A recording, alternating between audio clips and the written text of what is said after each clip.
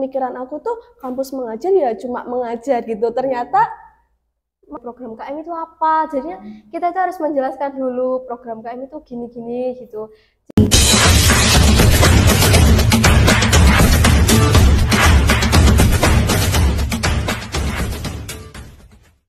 Salam bahasa Sobat Aksara. Halo Sobat Literasi, selamat datang di podcast PBSI. Nah, pada episode kali ini kami akan membahas tentang pengalaman mahasiswa kampus mengajar angkatan 7. Nah, saya Raditya Haiga Adiansah dari Universitas PGRI Madiun, Prodi Pendidikan Bahasa Indonesia. Nah, di sini saya ditemani dengan teman saya. Yang pertama ada Kak Cindy. Halo Sobat Literasi, aku Cindy Francisca Aprilia dari Prodi Pendidikan Bahasa dan Sastra Indonesia semester 5. Nah, yang kedua ada Kak Privayanti. Halo Sobat Literasi, aku Privayanti Nandasari dari Prodi Pendidikan Bahasa dan Sastra Indonesia semester 5. Nah, jadi Sobat Literasi, pada kali ini kami akan bahas tentang bagaimana sih suka dukanya mengikuti kampus mengajar angkatan ke-7. Nah, dari Kak Privayanti sama Kak Cindy nih, dari kan banyak program MBKM, kenapa sih yang dipilih program kampus mengajar? Gini ya Kak, kemarin itu kan banyak ya program MBKM, ada PMM, ada KM, jadinya aku tuh milih KM karena di lingkungan sekitar, terus ada kakak tingkat, terus kos sama saya itu mengikuti program kampus mengajar. Jadinya itu aku penasaran apa itu kampus mengajar, jadinya ikut-ikut ikut daftar gitu loh Kak.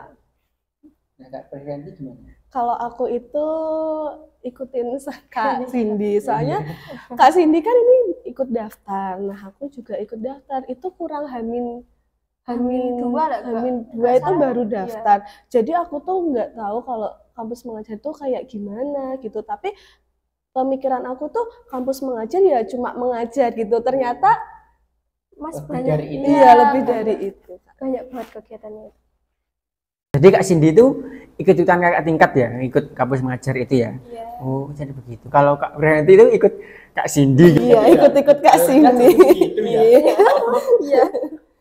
Nah, untuk Kak Cindy sama Kak Privayanti itu bagaimana sih proses seleksi dari awal sampai ke penempatannya ini? Yang pasti tuh pendaftaran dulu ya Kak, daftar. Terus kita itu daftarnya itu ada mengumpulkan berkas-berkas seperti apa ya Kak? Iya, waktu itu pertama kali itu harus mengumpulkan berkas, seleksi dokumen itu sama IPK itu ya? Iya, IPK terakhir, CV ya. Gitu. Setelah itu kita menunggu pengumuman apakah kita lolos seleksi dokumentasi atau tidak. Nanti kalau ada kita akan mengikuti tes ya Kak? Iya, tesnya itu apa Kak? Tes literasi sama numerasi, terus ada tes substansi ya. Terus setelah itu kita mengikuti tesnya itu di sesi-sesi Kak, sesi 1 sama sesi 2. Sesi 1 itu dari pagi jam 8 sampai jam berapa Kak? Jam 12. Kalau aku itu bagiannya jam 10 sampai jam 12. Kalau Kak Cindy beda ya Kak? Iya beda. Aku tuh jam 1 kalau nggak salah itu sampai jam 3-an. Ya, tapi itu penuh drama banget Kak. Dramanya itu Robi ya Kak itu servernya nggak bisa dikirim, malah ada itu yang nggak bisa masuk Kak. Iya, soalnya tuh kan karena pesertanya yang ikuti angkatan ini tuh membludak ya Kak. Jadi servernya harusnya tesnya udah selesai waktunya, tapi tetap ikut tes gitu karena trouble. Iya. Terus ada kayaknya itu ada yang sesi 2 ikut ke sesi 1. Jadinya tuh sesi 1 itu nggak bisa, jadinya terus keundur ke sesi 2. Jadi akhirnya kita tes susulan ya Kak ya. Itu susulannya itu kayaknya kalau nggak salah itu sampai 2 ya Kak susulan itu. Nah, dan untuk kelompoknya itu dari kampus mana aja sih? Dari kelompok-kelompoknya itu? Apa dari satu kampus yang sama atau yang berbeda gitu?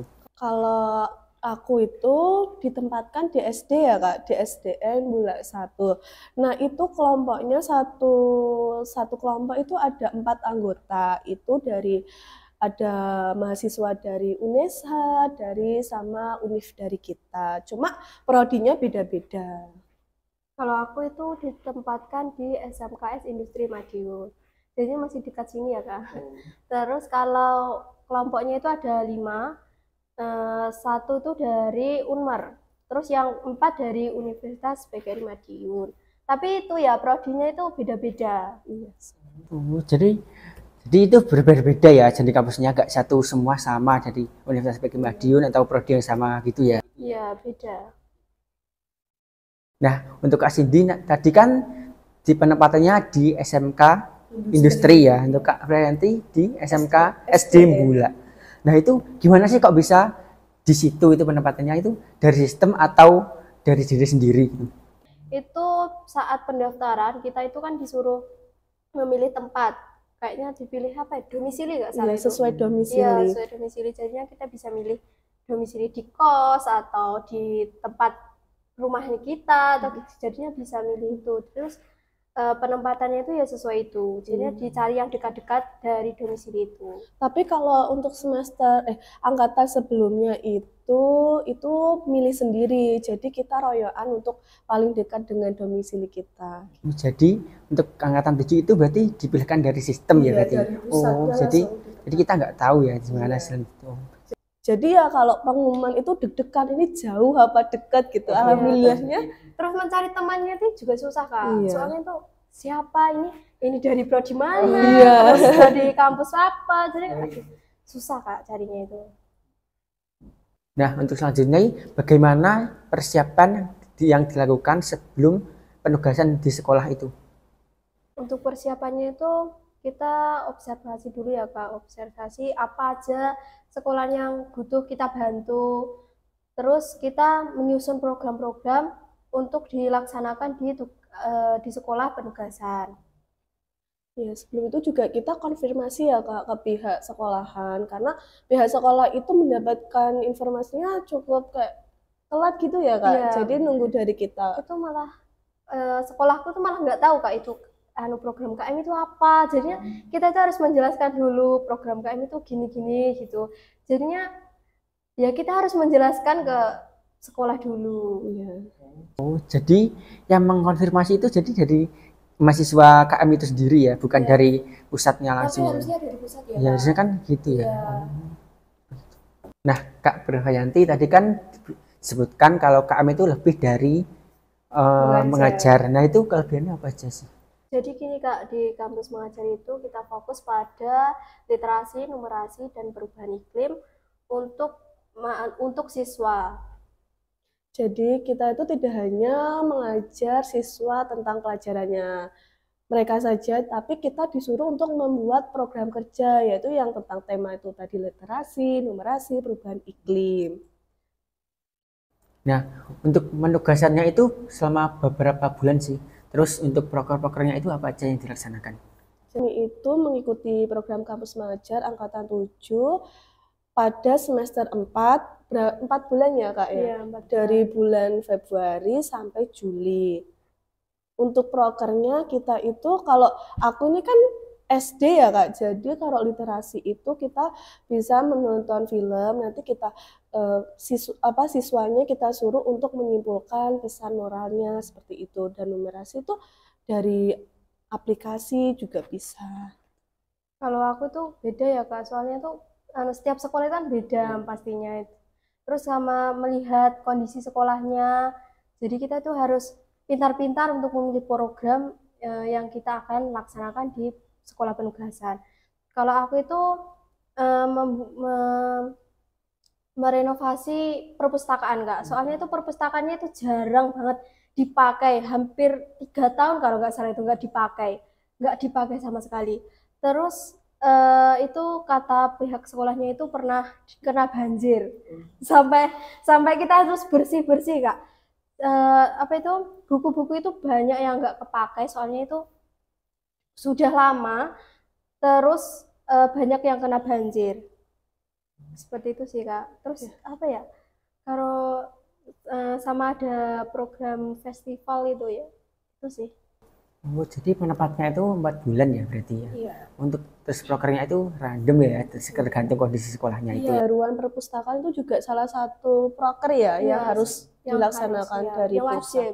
Yang wajib.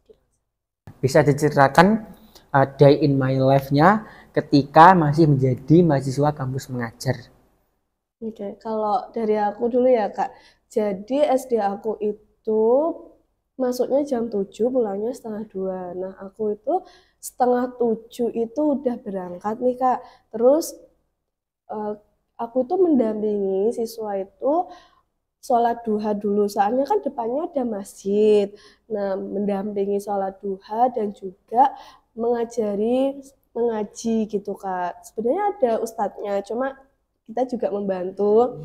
Terus setelah itu kita melaksanakan proker kita nih Kak. Jadi kita itu di kampus mengajar ada DPL, dosen pendamping lapangan, dan juga ada dosen guru pamong. Nah, guru pamong ini kelas 5, guru wali kelas 5. Jadi sebelum kita melaksanakan proker, kita konsultasi nih, ini sudah benar apa mau dilaksanakan hari ini gitu. Jadi apakah boleh waktunya diisi dengan kita, seperti itu Kak. Kalau dari aku itu paginya itu masuknya itu jam 7 ya harusnya Kak. Tapi siswanya itu nggak teratur gitu loh datangnya. Jadinya ada yang datang jam 9, ada yang datang jam 8. Jadinya kami mahasiswa semester 7 ya, yang di penugasan SMK itu datangnya itu jam setengah 8. Dan datang itu siswa belum ada. Jadi kita menyambut siswa di gerbang. Terus setelah itu kita mengajak siswa-siswa untuk masuk ke kelas. Soalnya itu banyak siswa SMK ya Kak, itu mau langsung kabur ke apa itu ya, ke kantin. Ya, jadinya kita harus gimana ya, harus apa ya, harus menggeret anak-anak itu untuk masuk ke kelas. Soalnya kalau nggak gitu nggak mau dia. Jadi harus berbanyak sabar-sabarnya gitu ya sama KM itu ya. Nah, dari banyaknya kegiatan di kampus mengajar itu, kegiatan apa sih yang paling berkesan selama mengikuti kampus mengajar? Kalau aku itu program literasi Kak. Program literasi itu program wajib dari pemerintah, dari atasan gitu ya Kak. Terus kenapa aku bilangnya menarik? Karena siswa itu mau datang semua, yang biasanya datang 1, 2, terus 3, itu datang semua. Terus kami mengundang perpustakaan keliling. Jadinya itu siswa mau membaca bersama-sama, terus sharing-sharing, terus itu kita mengadakan ada lomba apa ya, teka-teki itu loh, siapa cepat yang menjawab itu dapat hadiah. Jadinya seru gitu. Kalau aku itu selain melaksanakan proker yang menarik itu, kalau aku juga membuatnya itu, rancangan itu juga menarik Kak. Jadi kita harus kayak mikirin, ini termasuk apa, literasi, numerasi, atau perubahan iklim. Jadi itu menarik Kak. Terus juga dari pusat itu kita disuruh untuk melaksanakan pretest dan post-test untuk siswa. Jadi itu menurut aku juga menarik. Apalagi aku melihat kayak soalnya itu berbeda banget loh Kak dengan waktu kita dulu. Sekarang tuh IC itu udah nggak ada. Adanya tuh menjodohkan, itu mencocokkan, seperti itu. Banyak sekali ya untuk perbedaannya. Jadi selama mengikuti kampus mengajar nih, kalian nggak kuliah dong? Kan fokus di sekolah masing-masing gitu. Jadi kami itu ada yang mengikuti pelajaran, ada yang tidak. Nah itu kita mengkonversi mata kuliah ya Kak ya? Iya, sama. Kalau aku tuh sama kayak Kak Nanda. Iya. Kalau yang semester 4 tuh hampir semua ya Kak, kita dikonversi. Terus yang mengikuti itu 4 mata kuliah. Soalnya itu wajib, nggak bisa ditinggal. Iya, juga itu nanti penggantinya PLP. Jadi ada 4 mata kuliah yang tidak dikonversi ya waktu semester 4 itu.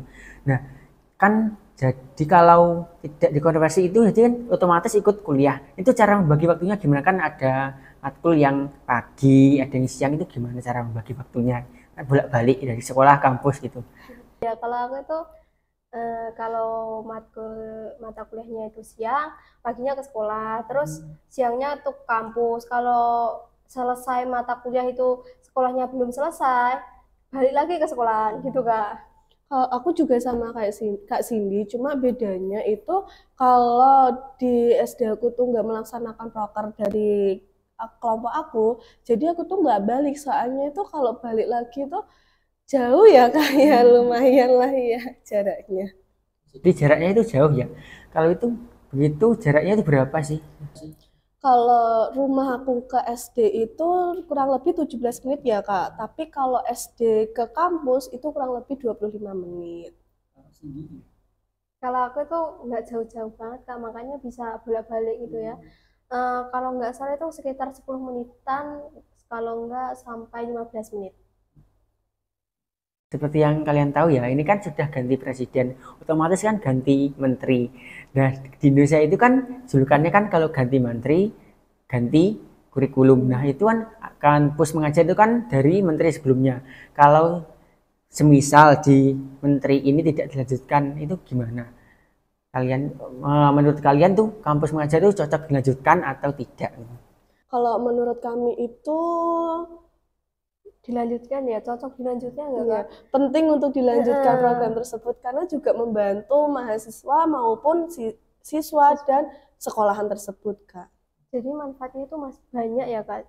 Nggak cuma bisa melatih mahasiswa untuk bisa terjun langsung, tapi juga siswa membantu sekolah untuk Kegiatan dalam literasi dan numerasi itu Kak. Banyak sekali ya manfaat dari mengikuti kampus mengajar ini ya. Nggak cuma sekedar mengajar gitu ya. Harapan kami sih dilanjutkan ya Kak. Nah, untuk Kak Cindy sama Kak Prihayanti ini bagaimana sih pesan dan kesan selama mengikuti kampus mengajar ini? Kesannya tuh seru ya Kak, soalnya kita mendapat teman baru dari prodi yang beda, terus dapat teman dari universitas yang beda, terus bisa kenal sama siswa-siswa yang karakternya berbeda-beda, itu seru banget. Ya, aku juga gitu sih Kak, merasakan seru ya. Apalagi aku tuh kan anak tunggal, jadi kalau di rumah ya sepi. Nah, akhirnya mengikuti kampus mengajar ini bertemu dengan adik-adik, siswa-siswa yang sangat lucu dan aktif itu ya seru gitu ya Kak. Terus juga kenalan sama teman yang beda kampus, terus guru. Dan juga di sana itu kan aku baru pertama kali ke sana ya Kak, di desa sana itu juga baru lingkungannya juga baru ke sana.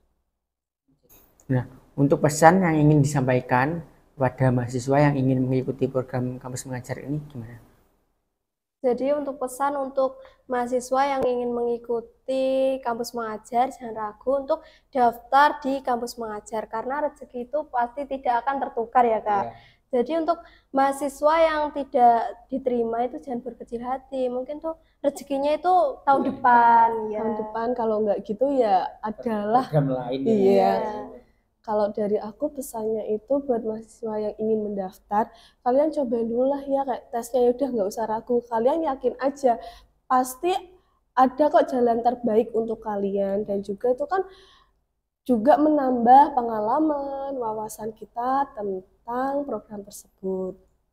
Dan juga kan programnya ada banyak ya, kalau nggak cuma bisa daftar di tahun lagi apa gitu bisa ada ya. Iya. Jadi Sobat Literasi, itu tadi pesan dan kesan dari Kak Cindy dan Kak Prihayanti. Terima kasih telah menonton podcast kita pada episode kali ini. Jangan ragu untuk bergabung bersama kami di episode selanjutnya. Jangan lupa like, comment, share, and subscribe. Raih mimpi lewat aksara, temukan jati diri dalam bahasa. Salam literasi. Sampai jumpa. Bye-bye.